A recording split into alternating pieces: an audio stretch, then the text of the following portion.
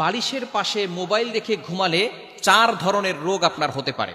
এটা আমি যখন ইন্ডিয়া গিয়েছিলাম তখন এক ডক্টরের সাথে কথা হয়েছে, তিনি আমাকে বলেছে বিভিন্ন ধরনের সমস্যা হয়, তবে এই 4টি খুবই ইম্পর্টেন্ট। বিশেষ করে আমাদের সমাজে, আমাদের সোসাইটিতে ম্যাক্সিমাম মানুষ আমরা আমাদের ফোনগুলো রাতের বেলা যখন ঘুমাই তখন আমরা বালিশের নিচে রেখেই তারপরে ঘুমিয়ে যাই।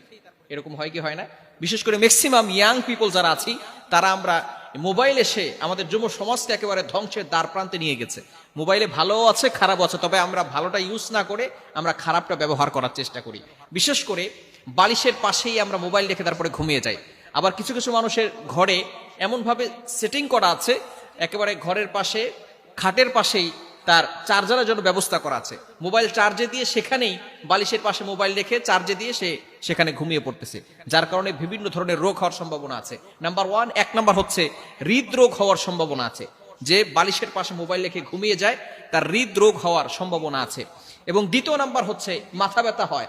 অনেক সময় আমরা বুঝি না কেন যেন মাথা ব্যথা হচ্ছে, ঘুম থেকে ওঠার পরে মাথা ব্যথা করতেছে। মাথা ব্যথা হওয়ার অন্যতম একটি কারণ হচ্ছে এই বালিশের নিচে মোবাইল রেখে দেওয়া। এবং তৃতীয় নাম্বার হচ্ছে ব্রেন ক্যান্সার হওয়ার সম্ভাবনা আছে। মানুষের ইন্টেলেকচুয়াল পাওয়ার, মেধা শক্তি দুর্বল হয়ে যায়। শুধু তাই নয়, ব্রেন ক্যান্সার হওয়ার একটা প্রবল সম্ভাবনা তার হয়ে যায় যদি বালিশের নিচে মোবাইল রেখে ঘুমায়। এজন্য অবশ্যই আমরা এই বিষয়গুলো থেকে দূরে থাকার চেষ্টা করব। এবং 4 নাম্বার হচ্ছে হার্টের সমস্যা হওয়ার সম্ভাবনা আছে। এই 4 ধরনের ক্ষতি হবে যদি বালিশের পাশে আপনি মোবাইল রেখে ঘুমান। এই মোবাইল থেকে আমাদেরকে দূরে সরে আসতে হবে, মোবাইলটাকে মুসলমান বানাতে হবে। আমরা মোবাইলের ভিতরে শুধু অশ্লীল ভিডিও দেখি, যারা ফেসবুক ইউজ করি মোবাইলের ভিতরে শুধু বাজে ভিডিও, বাজে লিঙ্ক, এটা আমরা বন্ধুদের সাথে শেয়ার করে থাকি। খবরদার এটা করবেন না। একদিন আপনি থাকবেন না, কিন্তু আপনার ফেসবুক ঠিকই থাকবে। ফেসবুকে আপনি যে মিথ্যা পোস্ট করেছিলেন সেটা ঠিকই থাকবে। একদিন আপনি থাকবেন না, আপনার ছবিগুলো থাকবে। আপনি যে অশ্লীল ভিডিও শেয়ার করেছেন সেটা থাকবে। আপনি গ্রুপে অশ্লীল ভিডিও দিয়েছেন সেটা ফেসবুকে থেকে যাবে। আপনি একদিন থাকবেন না, কিন্তু এই গুনাহগুলো অবশ্যই সদকায়ে জারিয়া হিসাবে আল্লাহ পাক রব্বুল আলামিন আপনার কবলে দিয়ে দিবেন। এজন্য অবশ্যই এই ফেসবুকটাকে মুসলমান বানাতে হবে। আপনি সঠিক কাজ করেন, স্ট্যাটাস দেন, সুন্দর সুন্দর পোস্ট করেন। আপনি ফেসবুকের মাধ্যমে আপনি ইসলাম প্রচার করতে পারেন। আপনি হাদিসের কিতাব পড়েন, বিভিন্ন ধরনের হাদিসের কিতাব আপনার বই ঘরের ভিতরে রাখেন, হাদিসের কিতাব পড়েন।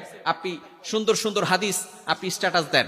বিশেষ করে আপনার ফ্রেন্ড লিস্টে যারা থাকবে তারা সেখান থেকে হাদিস পড়ে, কোন একটা হাদিস তার হেদায়েতের কারণ হয়ে যেতে পারে। সে যদি ভালো হয়ে যায়, সে যত ভালো কাজ করবে তারপর থেকে আল্লাহ পাক রব্বুল আলামিন একটা সওয়াবের পার্সেন্টেজ আপনার আমলনামায় দিয়ে দিবে। এজন্য মোবাইলকে আমরা ধ্বংসের বস্তু না বানিয়ে সেখানে আমরা মোবাইলের মাধ্যমে, ইন্টারনেটের মাধ্যমে আমরা হালালভাবে ইসলামটাকে প্রচার করার চেষ্টা করব।